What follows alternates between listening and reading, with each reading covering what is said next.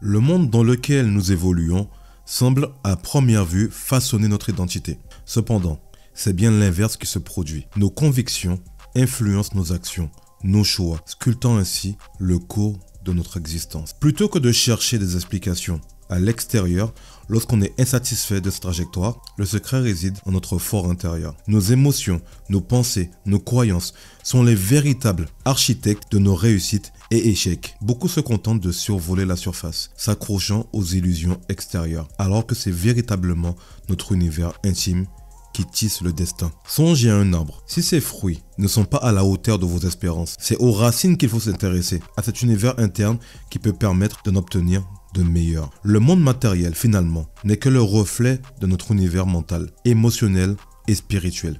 Richesse, bien-être, santé, tout cela provient de sources bien plus profondes que ce que nos yeux perçoivent. Si l'extérieur déçoit, c'est que l'intérieur recèle des déséquilibres. Se lamenter sur une situation n'apportera aucune solution. Prenons la notion d'argent. Certains visualisent des montagnes de billets, d'autres des sommes plus modestes, et certains juste de quoi subvenir à leurs besoins. Que ce soit un gagnant de loterie qui gaspille tout, un milliardaire qui rebondit après une faillite ou une personne modeste, chacun a sa propre échelle de valeur. Mais ne vous y trompez pas, penser petit ne mène jamais à des grandeurs. Les personnes aux faibles aspirations ont souvent un étalon intérieur limité et c'est exactement ce qu'elles obtiennent. L'effort, l'acquisition de compétences, même entouré des meilleurs, cela ne suffit pas. Sans la mentalité d'un gagnant, sans rêver grand, sans agir en conséquence, on finit par tourner en rond, prisonnier de ses propres limites intérieures. Le véritable moteur de la richesse ou de la privation, c'est ce plan intérieur.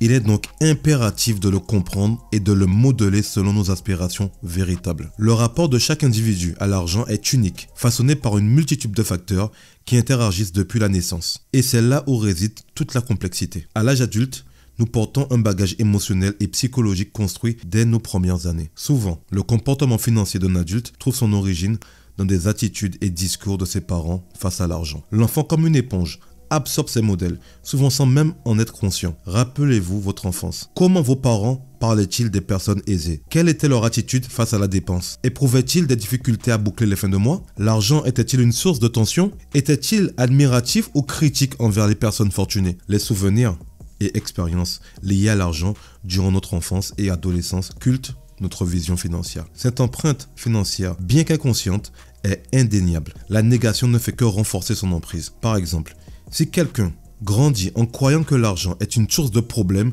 ou qu'il est secondaire, ses décisions financières seront probablement en accord avec cette vision. C'est aussi pourquoi, dans un couple, ceux qui partagent des visions financières similaires sont souvent plus en harmonie. Les couples au programme financier dissonant doivent alors se construire un plan commun pour avancer sereinement. Notre situation actuelle est moins le reflet de notre environnement que de cette carte mentale de l'argent. Imaginons notre esprit comme un ordinateur. Plutôt que de modifier incessamment nos actions et pensées, nous devons reprogrammer ce logiciel interne pour impacter réellement notre rapport à l'argent. Et cette programmation est puissante. En cas de désaccord entre une logique financière et nos émotions profondes, c'est toujours l'émotion qui prime. Ainsi, une personne peut connaître tous les secrets pour s'enrichir, être un entrepreneur passionné, mais tout de même rencontrer des obstacles si ses émotions ne sont pas alignées avec ses ambitions. Comprendre notre rapport à l'argent commence par plonger dans nos souvenirs d'enfance. Prenez un instant pour mettre sur papier tout ce que vous avez pu entendre ou vivre lié à l'argent et aux personnes aisées quand vous étiez jeune. C'est une introspection cruciale pour démystifier nos croyances. Avec cette clarté, demandez-vous comment reprogrammer votre esprit pour qu'il aspire à l'abondance plutôt qu'à l'évitement. Pourquoi, par exemple, hésitez-vous à demander cette augmentation méritée? Pourquoi cédez-vous à des dépenses impulsives? Est-ce que certaines de vos habitudes financières rappellent celles de vos parents? Comment percevez-vous les personnes fortunées? Est-il possible que votre mentalité actuelle vous limite à un salaire de 25 000 € par an? Quelle somme vous semble-t-elle adéquate? Voyez-vous des inconvénients à être riche? Pensez-vous que la richesse est synonyme de bonheur? Si l'argent vous rappelle des sentiments d'insécurité, d'angoisse ou de méfiance, la route vers la prospérité sera semé d'embûches. De la même manière, si l'idée de prospérité vous paraît hors de portée ou non méritée, il est peu probable que vous l'atteigniez. Mais voici la bonne nouvelle, vous n'êtes pas prisonnier de ces croyances. La troisième étape est la dissociation. Rappelons-nous que notre enfance est derrière nous. Aujourd'hui, adulte, vous avez la liberté de choisir votre propre chemin. Une mentalité peut être modifiée, une ancienne croyance peut être remplacée. Lorsque ces pensées négatives liées à l'argent surgissent, prenez le temps de les reconnaître, puis mettez-les à distance. Pensez à vous faire des déclarations. Notez bien, des déclarations, pas des affirmations. Plutôt que de répéter « je suis riche », proclamez « je développe une mentalité de millionnaire et je décide dès aujourd'hui de m'orienter vers la richesse et de faire tout ce qui est nécessaire pour y parvenir ». Cette intention répétée consciemment forge une nouvelle vision de soi, renforcée par la dissociation des anciennes croyances. Petit à petit, une nouvelle mentalité s'ancre et avec elle, les résultats affluent. Notre rapport à l'argent est souvent le reflet de nos croyances profondes. Et certaines personnes, sans vraiment en être conscientes, ont développé une tendance à fuir l'opportunité de s'enrichir. Pourtant, nous sommes tous capables d'adopter une mentalité plus positive face à la richesse. Tout d'abord, mettons-nous à la place de ces personnes qui se sentent prisonnières dans leurs habitudes. Chaque jour, elles s'évertuent à affronter les fins de mois difficiles. Focalisées sur ces défis, leur horizon semble se limiter à cette course perpétuelle. Au lieu de voir l'abondance qui les entoure, elles ne discernent que les obstacles. Et cette vision étriquée les empêche de poursuivre de plus grands rêves. Pourtant, chaque difficulté rencontrée pourrait être une occasion d'apprendre et de grandir. Et une vision claire de ce que l'on souhaite atteindre. Tout comme il serait absurde de désirer faire de la moto tout en nourrissant la peur de monter dessus, vouloir s'enrichir tout en critiquant la richesse est contradictoire. Pour avancer, il est essentiel d'embrasser son objectif avec passion, détermination et une envie sincère de le réaliser. Et si au lieu de se replier sur eux-mêmes, ces individus cherchaient à établir des relations enrichissantes avec d'autres, parfois, il suffit d'un regard extérieur, d'une nouvelle perspective pour se rendre compte des opportunités qui nous entourent. Le succès financier est souvent le fruit de la collaboration, de l'échange et surtout du désir de servir autrui. Certains disent attendre le bon moment pour se lancer, mais n'est-il pas vrai que le meilleur moment pour commencer est souvent maintenant? L'inaction, dictée par la peur, est l'ennemi du progrès. Et même si le chemin vers la richesse est semé d'embûches, chaque pas est une leçon précieuse. Il n'est pas nécessaire de ressentir de la jalousie envers ceux qui ont réussi. Au lieu de cela, inspirez-vous de leur parcours, apprenez de leurs erreurs et succès. Entourez-vous de personnes positives qui voient le monde comme un lieu d'opportunité. Après tout, chaque personne que nous rencontrons a quelque chose à nous enseigner. Pour finir, il est temps de rompre avec les vieilles habitudes qui nous freinent. Le monde est riche d'opportunités pour ceux qui osent les saisir. Affrontez vos peurs, reconsidérez vos croyances sur l'argent et surtout, croyez en votre potentiel infini à créer la vie que vous désirez. La relation que nous entretenons avec l'argent en dit long sur nos croyances profondes. Pour certains, cette relation est teintée de réticence voire de crainte, les poussant à repousser les opportunités de s'enrichir. Mais stop, prenez une minute pour réfléchir. Ne méritons-nous pas tous d'avoir une perspective positive sur la richesse? Imaginez-vous à la place de ces personnes, piégées dans un cercle vicieux de mauvaises habitudes financières. Elles vivent le stress des fins de mois, le regard rivé sur les difficultés immédiates, oubliant la beauté de l'abondance autour d'elles. Alors, si on changeait de perspective, chaque obstacle pourrait en réalité être une chance de croissance personnelle. L'enrichissement, tout le monde le sait, n'est pas une promenade de santé. C'est un marathon. Rêver de liberté financière tout en critiquant la richesse, c'est comme souhaiter courir en marathon tout en détestant courir. Pour réussir, la passion, la clarté d'objectif et une bonne dose de détermination sont les ingrédients clés. Maintenant, imaginez si ces personnes, au lieu de se replier, ouvraient leur horizon en tissant des liens enrichissants. Un conseil, une nouvelle idée ou même un simple encouragement peut changer la donne. L'abondance financière est souvent le résultat d'une collaboration fructueuse, d'échanges constructifs et de l'envie de rendre service. Certaines personnes préfèrent attendre le moment parfait pour se lancer. Mais devinez quoi? Ce moment, c'est maintenant! L'attente, surtout lorsqu'elle est guidée par la peur, peut devenir notre pire ennemi.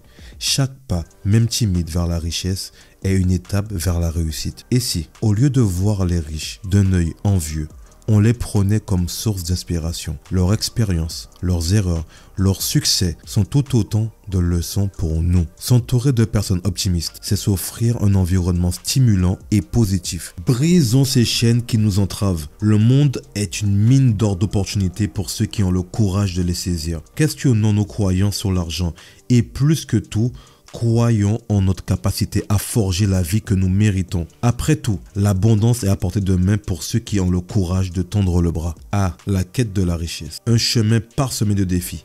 Certes, mais pas insurmontable. Si l'idée de devenir riche peut paraître alléchante, elle demande une préparation mentale et émotionnelle. Après tout, chaque défi est une opportunité déguisée, n'est-ce pas? Premièrement, adopter un état d'esprit limité face aux défis, c'est comme vouloir gravir une montagne en sandales. L'approche fait toute la différence. Imaginez-vous face à une épreuve. La manière dont vous percevez cette épreuve dépend en grande partie de votre état d'esprit. Un obstacle qui semble insurmontable pour certains peut être un simple caillou sur le chemin pour d'autres. Prenons l'exemple de ce fameux problème de force 5. Pour une personne qui n'a pas encore développé sa résilience et son esprit d'entreprise, ce défi peut sembler être une montagne. Mais pour celui ou celle qui a travaillé son mental, ce défi pourrait ressembler à une simple marche à franchir. Le secret, ce n'est pas la taille du problème qui compte, mais la taille de notre perspective en élargissant notre vision. En cultivant notre esprit et en développant nos compétences, ce qui semblait autrefois insurmontable devient une étape naturelle vers le succès. Il y a une ironie dans la manière dont certains tentent d'éviter les problèmes. En voulant à tout prix éviter les risques et défis, on finit par créer des barrières autour de nous. C'est comme vouloir nager sans se mouiller. Impossible! Mais alors, comment transformer cette dynamique? Simplement en changeant de focus. Au lieu de se laisser envahir par l'ampleur du problème, pourquoi ne pas se concentrer sur les solutions? Plutôt que de ruminer sur les erreurs passées, focalisons-nous sur les leçons apprises et sur la manière de les appliquer dans le futur. Les défis sont inévitables sur le chemin de la richesse, mais leur impact dépend de notre perspective. En cultivant un esprit positif, résilient et orienté vers les solutions, non seulement on peut surmonter ces défis, mais on peut aussi les transformer en tremplin vers le succès. Après tout, grandir, c'est aussi évoluer face à l'adversité. Alors, prêt à relever le défi? Ah, la richesse. Nombreux sont ceux qui l'associent simplement à un salaire élevé ou à un gros compte en banque. Mais si je vous disais que la richesse est bien plus que cela, pour adopter une mentalité de riche, il est impératif de comprendre et de maîtriser sa valeur nette. Et celle-ci s'articule autour de 4 piliers essentiels. Le revenu, l'économie, l'investissement et la simplification. Le revenu. Pour être franc, gagner de l'argent, c'est bien, mais ce n'est pas le début du voyage.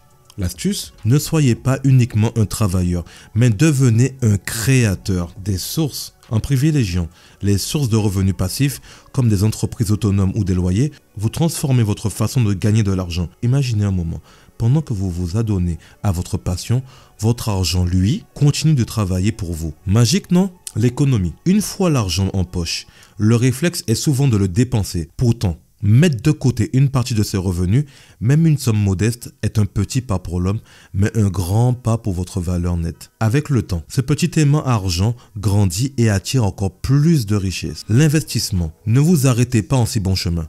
L'argent épargné doit être mis au travail. Plutôt que de succomber aux sirènes de la consommation, pourquoi ne pas l'investir dans des projets ou des formations? Les personnes fortunées le savent bien. La clé est dans l'investissement à long terme et non dans la gratification instantanée. La simplification. Qui a dit qu'être riche signifiait mener une vie ostentatoire? Au contraire, la simplicité est le summum du luxe. En apprenant à distinguer nos besoins réels de nos envies éphémères, non seulement nous protégeons nos finances, mais nous cultivons également une vie plus authentique et alignée sur nos valeurs. Imaginez ces 4 piliers comme les roues d'un bus. Si l'une d'elles est à plat, le voyage est ralenti, voire impossible. Mais avec ces 4 roues gonflées à bloc et en bon état, non seulement le bus avance, mais il emmène avec lui tous ceux qui veulent profiter du voyage vers le succès.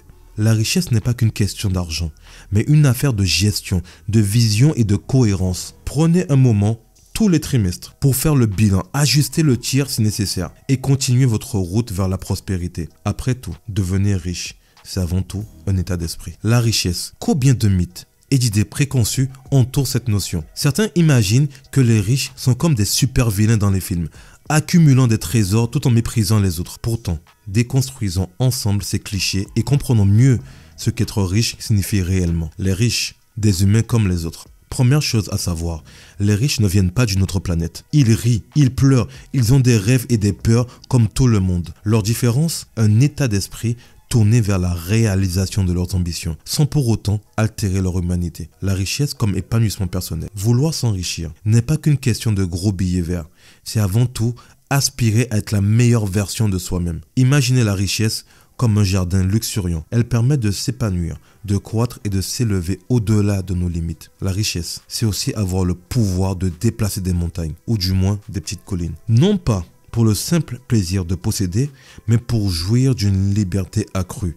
Et cette liberté n'est pas égoïste. Au contraire, elle permet d'apporter de la valeur aux autres, de créer des opportunités et de rendre le monde meilleur. Qui a dit que les riches gardent tout pour eux? Nombreux sont ceux qui, forts de leur succès, se donnent pour mission d'aider les autres à atteindre leur propre sommet. Car, souvenez-vous, l'argent est une énergie. Plus elle circule, plus elle profite à tous. Tout comme un marteau peut construire ou détruire, la richesse, elle aussi, est neutre. Elle prend sa couleur en fonction de la main qui la tient. Utilisée judicieusement, elle peut être source d'innombrables bienfaits. Au lieu de voir la richesse comme un but en soi, voyons-la comme un voyage, une aventure où chaque étape nous permet de grandir, d'apprendre et d'apporter notre pierre à l'édifice.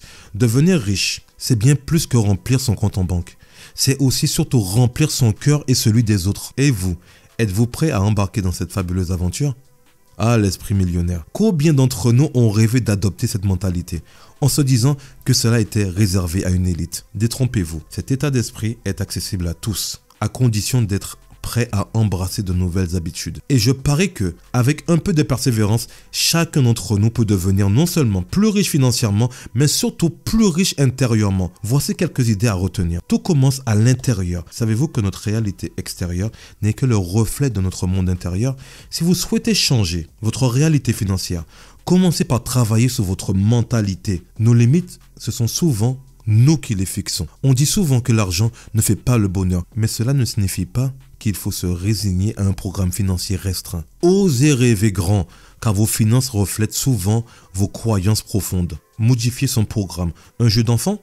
Peut-être pas si simple, mais tout est faisable. Comme toute nouvelle compétence, il faut de la pratique, de la patience et une bonne dose de détermination. Évitons les pièges, la complainte du « je n'ai pas les moyens » ou les habitudes de dépenses impulsives. Laissons-les au vestiaire. Adoptons plutôt une mentalité de croissance, celle des personnes prospères. Visez plus haut toujours. Les obstacles sont inévitables.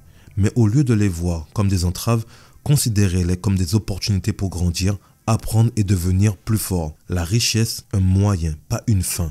Et si le véritable objectif de la richesse était l'élévation personnelle? Imaginez un monde où chacun utilise ses ressources pour se développer et aider autrui. Un monde plus éclairé, n'est-ce pas? Acquérir un esprit millionnaire, c'est bien plus qu'une question de chiffres. C'est un voyage intérieur qui nous pousse à devenir la meilleure version de nous-mêmes et à contribuer positivement au monde. Merci de m'avoir écouté.